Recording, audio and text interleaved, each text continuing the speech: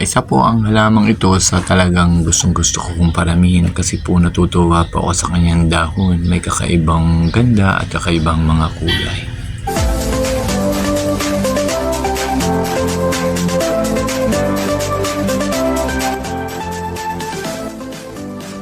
Hello po, magandang buhay po sa ating lahat. Kumusta po ang ating buhay-buhay? Tayo po ba ay mahilig pa rin po sa paghahalaman? Kumusta na po ang inyong mga tanim ng mga halaman? Okay pa po ba?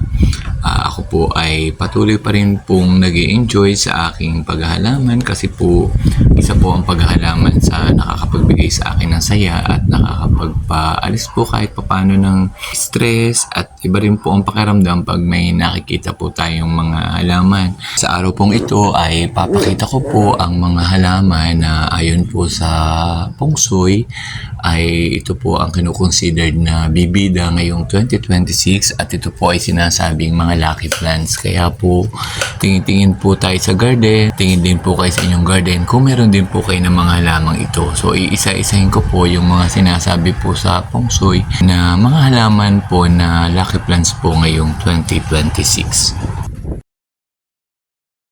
Nangunguna po sa mga halaman na sinasabi po na lucky plants ay ito pong rubber tree. Familiar po kayo sa rubber tree. Po yung halaman na nung panahon pong pandemic ay isa po sa napakamahal po ng halaman. At ngayon nga pong 2026, kung kayo po ay meron ito sa inyong garden, sa inyong bahay, ito po ay kinukonsider ngayon na isa po sa bibidang halaman o lucky plants po ngayong 2026. Ayon po sa Feng Shui, ang dahon po ng rubber tree na may makapal at bilugang hugis ay magbibigay daw po sa atin ng kasaganahan sa buhay, ng yaman, at swerte sa mga ano-anong aspeto ng ating buhay. Ang halaman din pong ito ay pananggalang po sa mga alikabok, at ito po ay kinukonsidered as purifier, nakakalinis din po ng hangin. Nagbibigay din daw po ito ng positibong enerhiya sa ating buhay.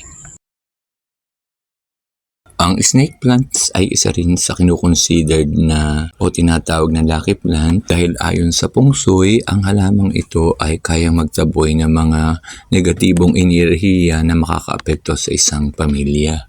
Ang halamang ito ay nagsisilbing proteksyon at pananggalang sa mga negatibong elemento upang maging mapayapa at masaya ang isang pamilya. Nagbibigay din ito ng swerte sa buhay. Ang halamang snake plant ay sumisimbolo sa katatagan at tibay sa buhay dahil ang halamang ito ay matibay sa init at ulan at sa pagbago-bagong panahon. Ayon sa Feng Shui, ang halamang ito ay nagdadala ng swerte sa buhay at negosyo kaya't mainam na tayo po ay magkaroon ng halaman na ito. Ang halaman naman pong peace lily ay sumisimbolo po ng kapayapaan base po sa kanyang pangalan. Base po sa Feng Shui, ang halaman daw pong ito ay magbibigay sa atin ng kalmado at payapang buhay. Ang halamang ito ay nagbibigay din ng positibong enerhiya na makakatulong upang maging mapayapa ang araw-araw na pamumuhay. Isa rin sa kagandahang naidudulot ng halamang ito ay ang halamang ito ay isa ring air purifier. Ito ay nakatutulong din para sa pagkakaroon ng malinis na hangin sa ating kapaligiran. Ang halamang ito ay sumisimbolo din ng pag-asa, kalinisan at espiritual na pananampalataya. Ang halamang kalateya po ay isa rin sa mga halamang makikita po natin sa ating garden kung meron nandun tayo na may eleganting dahon na kaakit-akit po, kaya po nakakatuwa po din ang halamang ito. Ang halaman pong ito ay tinatawag ding good luck plant, bukod pa po sa ito ay lucky plant. Ang halamang ito ay nag-a-attract din po ng good vibes at harmonious energy sa inyong bahay. At ayon po sa Feng Shui, ang halaman pong ito ay sumisimbolo sa kasaganaan at pag-unlad. Ang halamang ito ay tinatawag ding prayer plant dahil po ang mga dahon nito ay sumasara paggabi at ito po ay bumubukas sa araw na parang nagpapasalamat o nagpe-pray. Kaya po ang halaman pong ito ay nagbibigay po ng spiritually positive energy sa ating bahay. Ang halaman pong ito ay mahirap din pong alagaan. Kaya kung may halaman po tayo ng kalateya at sa ating garden at ito po ay healthy, ibig pong sabihin na may magandang energy at balanse po ang ating area.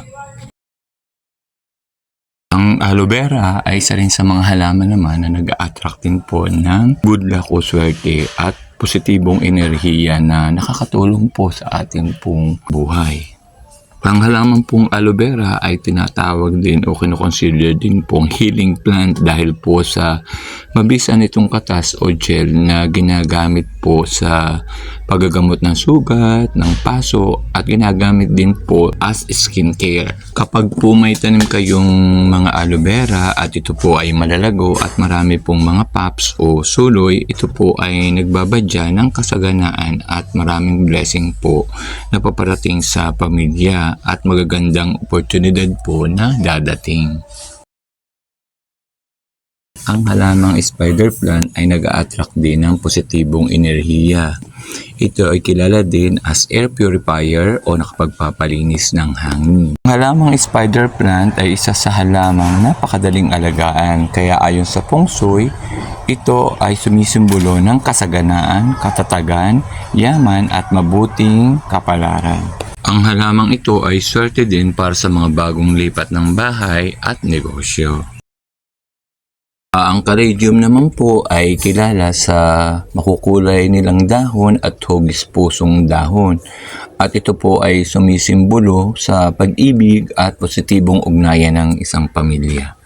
Ang iba't iba pong kulay o ang makukulay na dahon po ng Caladium ay sumisimbolo po o nagbibigay sa atin ng makukulay na buhay na punong-puno po ng pag-asa. Ang makukulay na dahon din ng Caladium ay niuugnay din sa makulay na buhay pag-ibig, masayang pamilya at maayos na pag-iisip.